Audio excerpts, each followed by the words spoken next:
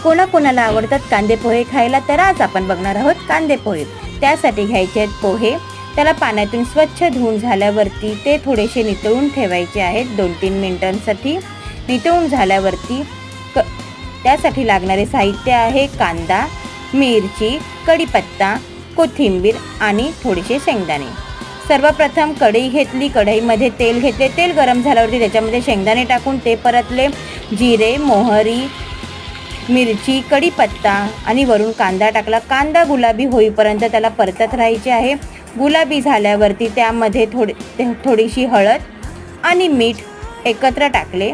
मीठ एकत्र टाकल्यावरती पुन्हा एकदा परतून घ्यायचं. परतून झाल्यावरती त्याच्यामध्ये पोहे टाकायचे.